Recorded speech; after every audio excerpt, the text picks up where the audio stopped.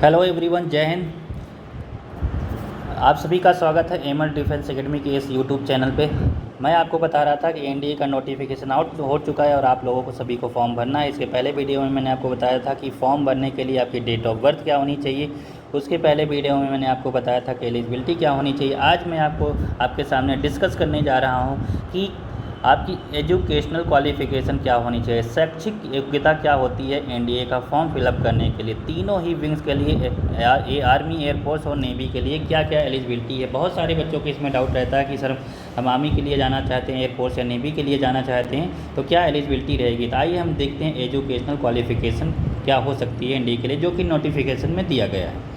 तो educational qualification की बात करें तो जैसा कि आप सीधे सीधे देख सकते हैं, ये नोटिफिकेशन मैंने वहाँ से डाउनलोड किया यूपीएससी की वेबसाइट से। इसमें लिखा गया कि educational qualifications for army wing of national defence academy. अगर आप नेशनल डिफेंस एकेडमी में आर्मी विंग के लिए जाना चाहते हैं तो आपकी जो एलिजिबिलिटी है 12th क्लास पास होनी चाहिए। 10+2 का जो पैटर्न होता है, यानी आपको कक्षा 12 12th क्लास ये आपको पास होना चाहिए किसी भी स्टेट बोर्ड से या फिर सेंट्रल बोर्ड से।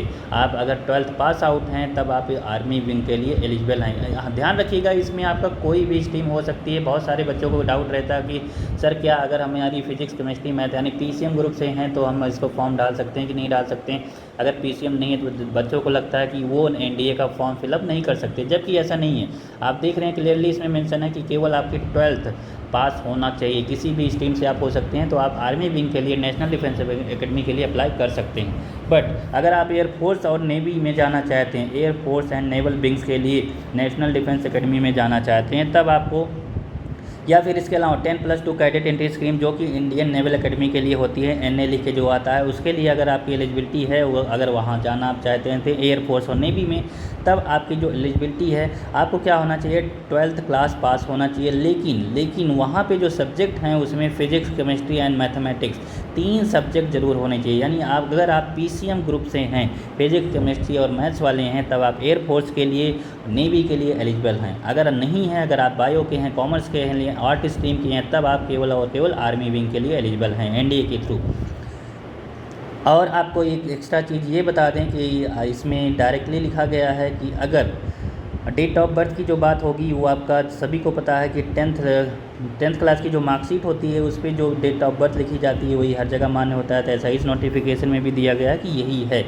और एक चीज़ एक्स्ट्रा इसमें ये भी बताई गई है, जो आप सभी को शायद पता भी होगा, कि अगर आप अपेयरिंग में हैं, 12th अपेयरिंग में हैं और 12th का लगातार का एग्ज़ाम दे रहे हैं, तब भी आप फॉर्म को फिलअप कर सकते हैं, बशर्ते आपकी जो एज लिमिट है, वो जो मैंने आपको बताया था कि आपकी एज लिमिट 2004 2 जनवरी 2004 से 1 जनवरी 2007 के बीच में पढ़नी चाहिए, तो आप फॉर्म फिलअप कर सकते हैं। अगर आप अपेयरिंग में भी अभी 12th क्लास में पढ़ रहे हैं तो फॉर्म भर सकते हैं, एलिजिबल हैं।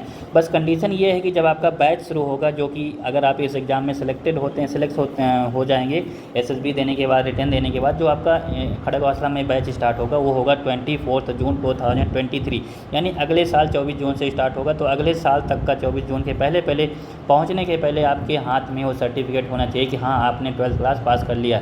अदरवाइज़ वहाँ आपको बैन कर दिया जाएगा, एंट्री नहीं मिलेगी। और तब तक 1 साल का टाइम, आपका रिजल्ट भी आ जाएगा, मार्कशीट भी आ जाएगी, आप आराम से एसएसबी देने जाएंगे, शायद तब तक हर चीज़ आ जाती है, तो एसएसबी में भी आप उसको प्रोड्यूस कर सकते हैं। तो यहाँ कोई मैटर वाली बात नहीं है। अगर आप 12th क्लास में, तब भी फॉर्म फिलअप करिए और अच्छे से तैयारी करके इसको क्रैक करिए। दूसरी बात, बहुत सारे बच्चों को डाउट होता है, सर मैं 11th क्लास में हूँ, क्या मैं भी अपेयरिंग में आऊँगा, क्या मैं फॉर्म भर सकता हूँ? तो नहीं, बिल्कुल भी नहीं भर सकते। जो 11th क्लास में इसमें नोट दे के लिखा गया, नोट नंबर 1 पढ़िए। लिखा गया candidates appearing in the 11th class are not eligible for this exam. अगर आप 11th क्लास में हैं तो आपको अभी 1 साल और वेट करना पड़ेगा। जैसे ही आप 12th में पहुँचेंगे, एनडीए के लिए एलिजिबल हो जाएंगे, तो उनके लिए मेरी सजेशन ये है कि आप अभी तैयारी करिए, नेक्स्ट ईयर एग्ज़ाम दीजिएगा।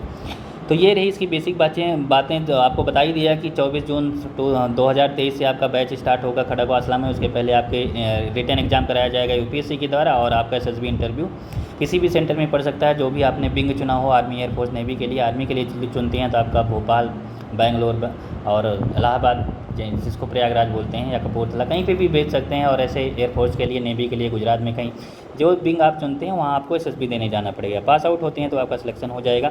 इसमें ये भी लिखा गया कि अगर नोट 4 पढ़ें तो इसमें लिखा गया those candidate who have failed CPSS PABT earlier.